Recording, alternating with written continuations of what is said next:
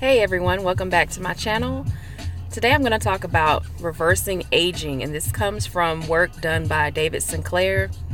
He has work that he's done since the mid-2000s, maybe around 2006, 2007, publications from 2008, and Michael Coleman mentioned that he was speaking with Joe Rogan about reversing aging and also promoting aging as a disease that can be targeted. So he's a Harvard geneticist. This was published earlier in February. This may be a long video, so I suggest you get your popcorn and your libations and everything. I try to keep my videos, 20 minutes or less if I can, for reasons where, it's hard for people to digest more than 20 minutes or so of information. Live streams, of course, are much longer. But in this article, they discuss, what his assertions are about aging. And the scientific data has shown that he knocked more than 2 decades off his biological age, which is 49. They ask, what is his secret? He says his daily regimen includes ingesting a molecule his own research found improved the health and lengthened the lifespan of mice. So this is the molecule that Michael brought up, and I said that he was probably trying to promote collaboration with other people. If his research is not funded the way he expects it to be, then he could be searching for funding, which is always a thing that you do as a scientist. He's now boasting online that he has the lung capacity, cholesterol, and blood pressure of a young adult and the heart rate of an athlete, and that's here in this link in blue. Despite his enthusiasm, published scientific research has not yet demonstrated that the molecule works in humans as it does in mice. So the molecule is the nicotinamide adenine dinucleotide. It's a key compound in all living creatures. So, of course, he has a financial stake in his work. Everyone has a financial stake. He has, I'm sure, patents that are pending for this because he wants to, as it states here, commercialize what he has been preparing with his research. So NAD boosters have worked in mice, but you have to remember that mice have a different metabolic process than humans do, a much faster response to different drugs, which is one reason why we use mice. It's not the only reason, but it's one of the main reasons. If you do a procedure, you see a response very quickly compared to a human. And just because he says he takes these boosters doesn't mean that he does it in the same scheduling pattern as the mice would. But according to this article, if you say you're a terrific scientist and you have a treatment for aging, it gets a whole lot of attention. That is very true. I talked to you yesterday about the skin cream made from foreskin and other products. A lot of them promote the ability to reverse aging or slow down aging or to make you look younger. So his financial interests include being listed as an investor on a patent licensed to Elysium Health. That's a supplement company that sells an NAD booster in pills for $60 a bottle. He's also an investor in Inside Tracker, the company that he says measured his age. Discerning hype from reality in the longevity field has become tougher than ever as reputable scientists such as Sinclaur and preeminent institutions like Harvard, align themselves with promising but unproven interventions and at times promote and profit from them. Fueling the excitement, investors pour billions of dollars into the field, even as many of the products already on the market face fewer regulations and therefore a lower threshold of proof. So if you're not regulating these products properly, then it's a vicious cycle, because you can have a minimum amount of proof because your rationale says this product will reverse aging or slow down aging. And with regulations not there to critically control the aging, these drugs, for aging, then the next step when you're doing your work, that threshold to produce goes down. So you can say you're a terrific scientist and you have a treatment for aging. It will get a lot of attention. There is financial incentive and inducement to overpromise before all the research is in. So that's kind of what I just said. Before the research is really, let's put it this way, you can present research, but if it's not fully reviewed and not fully analyzed by external or alternative sources, you don't really know how beneficial or how sound the research is. And these NAD boosters they have exclusive licensing agreements with Harvard and the Mayo Clinic, and Sinclair has a role as the inventor of these. Some scientists and institutions have grown uneasy with such ties. The Milner Therapeutics Institute at Cambridge University in England announced in 2017 that it would receive funding from Elysium, cementing a research partnership. But after hearing complaints from faculty that the institute was associating itself with an unproven supplement, it quietly decided not to renew the funding or the company's membership to its innovation board. The sale of nutritional supplements of unproven clinical benefit is commonplace, and this is according to Stephen O'Rahilly, the director of Cambridge's Metabolic Research Laboratories. And that's really what I wanted to get into. A lot of the work, I'm going to skip down some, is about this fountain of youth pill and altering metabolism. And how it works is you're disrupting or reverse engineering systems that involve how glucose is processed a lot of the time. So you're affecting the mitochondria. And a lot of people, such as myself, are skeptical of how effective this will be. Rapamycin and mTOR, I think it's the mitochondrial target of rapamycin. mTOR is a nutrient sensor. You're dealing with the mitochondria again. You're also dealing with the endoplasmic reticulum, the Golgi apparatus of the cell. So when mice are given molecules like rapamycin, they live as much as 20% longer. Other substances such as 17-alpha estradiol and the diabetes drug acarbose have been shown to be just as effective in mouse studies. Not only do mice live longer, but depending on the substance, they avoid cancers, heart ailments, and cognitive problems. A little mouse there. I noticed that it's not a skid. Well, it might be a skid mouse, but I'm not sure. This looks like a brown mouse. I don't use brown mice. I use black or white.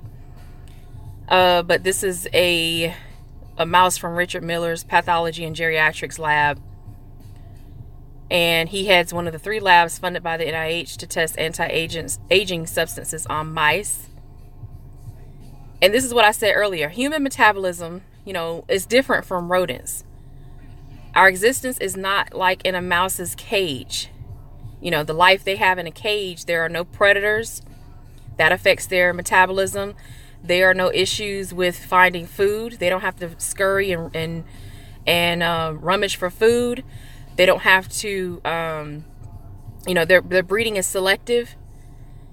Their chances of dying at an early age are not there because they're being taken care of.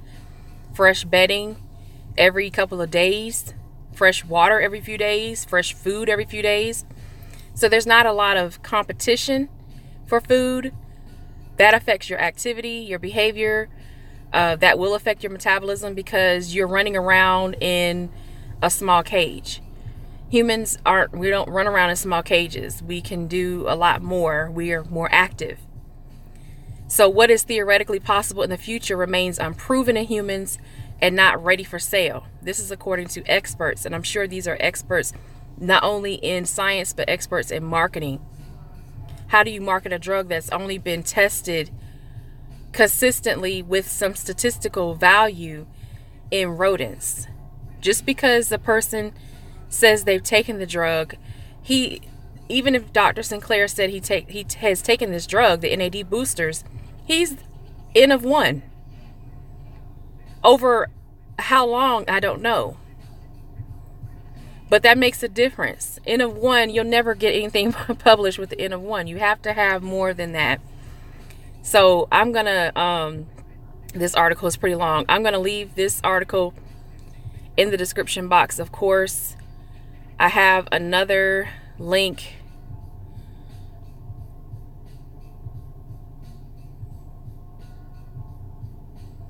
So here's the other link, search, Google search. I just typed David Sinclair NCBI. And you can see he has an article here from NCBI, Slowing Aging by Design, the Rise of NAD Plus and Sirtuin. So you have the sirtuin activating compounds. David Sinclair and Michael Bonkowski is there. Sirtuins in metabolism have been used to develop drugs, especially for diabetes patients. He's also here interviewed by Vicky Glaser. This is 2008. Declining NAD plus induces a pseudo-hypoxic state. Hypoxia is related to disease progression, cancer progression, diabetes, inflammation, neuropathy, even issues with the brain, redox reaction where you have more reactive oxygen species. So that would be, kind of important to look at if you're interested in metabolism, because all that deals with metabolism. The next one is why NAD plus declines during aging. It's destroyed. So over time, as you age, NAD plus tends to get destroyed, and they talk about that here. NAD plus replenishment improves lifespan and health span in ataxia. And ataxia is like starvation. You go into starvation mode. So more metabolism being affected. Head-to-head comparison of short-term treatment with NAD plus. The next one is nicotinamide mononucleotide. The next one is nicotinamide mononucleotide supplementation and how you can use that with studying metabolism as well. So there's information there. So I'm going to go up to the top and click on this article from 2016.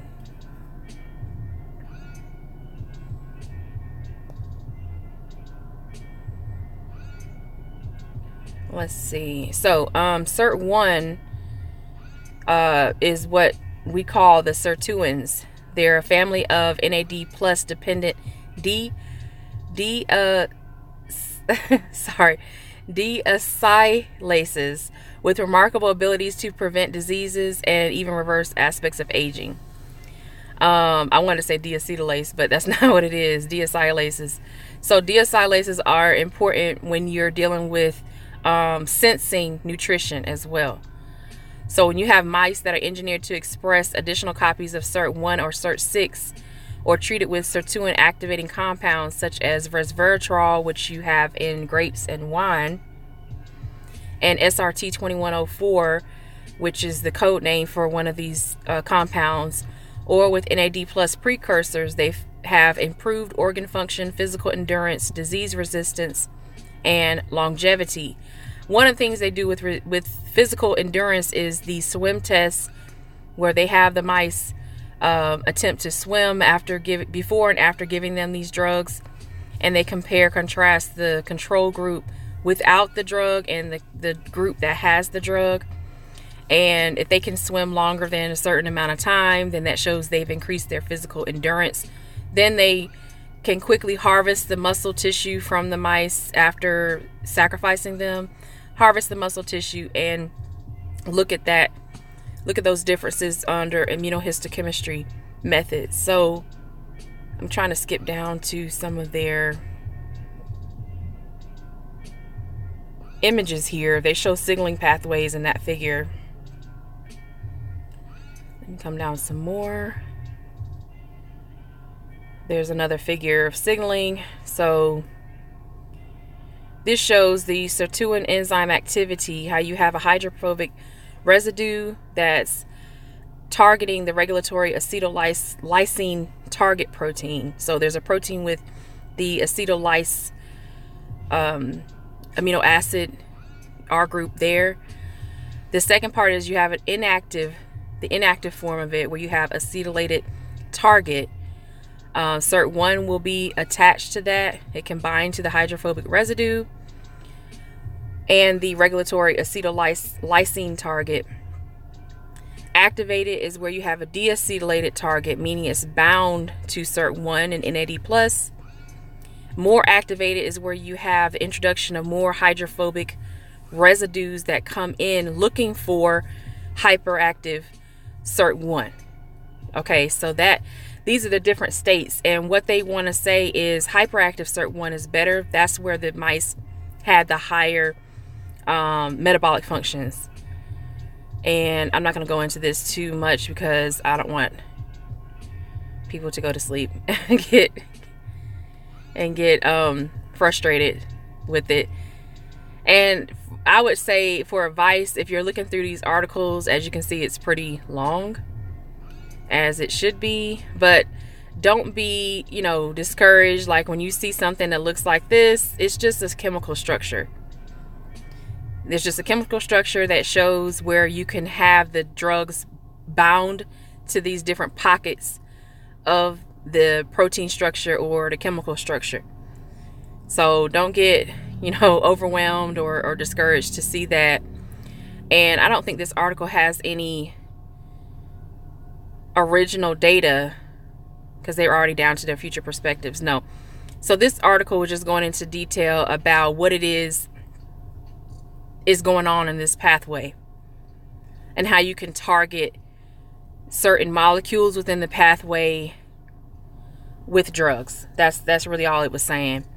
But anyway, I don't want to keep it going too long. You all let me know what you think in the comment section.